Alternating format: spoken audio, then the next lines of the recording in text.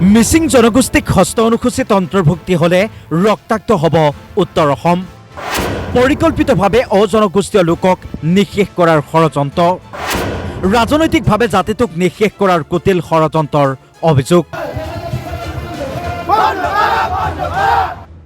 6 জনগোষ্ঠীৰ জনজাতিকৰণৰ বিষয়টোৰ সমাধান সূত্ৰ নোলাওঁতেই এইবাৰ মিচিং জনগোষ্ঠীক হস্ত অনুসূচিত অন্তৰ্ভুক্তিৰ যোজা চলাইছে ৰাজ্য চৰকাৰে।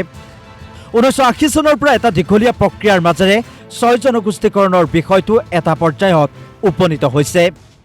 ৰাজ্য চৰকাৰে মন্ত্ৰীগোটৰ প্ৰতিবেদন প্ৰস্তুত কৰিছে যদিও আজিও কেন্দ্ৰলৈ প্ৰেৰণ কৰা নাই প্ৰতিবেদন। তেনে প্ৰেক্ষাপটত মিচিং জনগোষ্ঠীকে ধৰি কেইবাটাও জনজাতিক হস্ত অনুসূচিত অন্তৰ্ভুক্তিৰ বিষয়টোক লৈ গৰজি উঠিছে সদৌ অসম চুতীয়া জাতি সন্মিলনৰ লগতে চুতীয়া ছাত্ৰ সন্থাই। মিচিং স্বায়ত্তশাসিত পৰিষদক হস্ত অনুসূচিত অন্তৰ্ভুক্ত কৰিলে উত্তৰ অসমত ভয়াৱহ পৰিস্থিতিৰ সৃষ্টি হোৱাৰ হুংকাৰ। আমি সদৌ অসম চুতীয়া ছাত্ৰ সন্থাই খুব স্পষ্টভাৱে আমি ক'ব খোজোঁ যে মিচিংসকলকে ধৰি অন্য তিনিটা জনগোষ্ঠীয় যি 6ষ্ঠ অনুসূচিত তেখেতলোকক অন্তৰ্ভুক্ত কৰিব লৈছে, এই কথা আমি আচলতে তীব্ৰ বিৰোধ কৰিছোঁ আৰু ভৱিষ্যতলৈ ইয়াক কেতিয়াও হ'ব নিদিওঁ। কাৰণ আপোনালোকে জানে আমি একেলগতে যুগ যুগ ধৰি পিনি বসবাস কৰি আছোঁ আৰু বসবাস কৰি থকাৰ পিছতো আচলতে চৰকাৰে নিৰ্বাচনী আগমুহূৰ্তত যদি অসমখন যদি ৰক্তাক্ত কৰি যদি তেখেতলোকে নিৰ্বাচনী বৈতৰণি পাৰ হ'ম বুলি খুজিছে, তেতিয়াহ'লে কিন্তু ই অসম্ভৱ।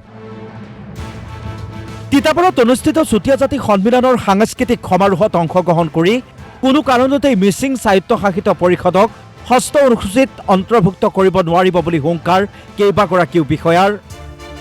তেওঁলোকৰ দাবী, যিসমূহ স্থানত জনজাতীয় লোকসকলে বাস কৰি আছে ঐতিহাসিকভাৱে সেইসমূহ চুতীয়া ৰাজ্যৰ ভূখণ্ড আছিল। উজনি অসম আপোনালোকে জানে, উজনি অসমত আচলতে যিসকলে এতিয়া জনজাতিকৰণ পাই আছে বা মিচিংসকলে য'ত য'ত বসবাস কৰি আছে তেখেতলোকে বসবাস কৰি থকা ভূমিসমূহ আচলতে ঐতিহাসিকভাৱে চুতীয়া ৰাজ্যৰ ৰাজ শাসন কৰা আচলতে ভূখণ্ডত তেখেতলোকে বসবাস কৰি আছে। তেওঁলোকৰ স্পষ্ট মত, ৰাজনৈতিকভাৱে অজনগোষ্ঠীয় লোকক নিঃশেষ কৰাৰ ষড়যন্ত্ৰ ৰচিছে। লগতে চুতীয়াসকলৰ দাবীক গুৰুত্ব প্ৰদান নকৰিলে 26ৰ নিৰ্বাচনত ভয়াৱহ পৰিস্থিতিৰ সন্মুখীন হ'ব লাগিব বুলি হুংকাৰ সদৌ অসম চুতীয়া জাতি সন্মিলনৰ সভাপতি বিপুল হাজৰিকা, প্ৰাক্তন সভাপতি অমীয় কুমাৰ বৰাৰ লগতে সদৌ অসম চুতীয়া ছাত্ৰ সন্থাৰ সম্পাদক ৰাজু চুতীয়াৰ।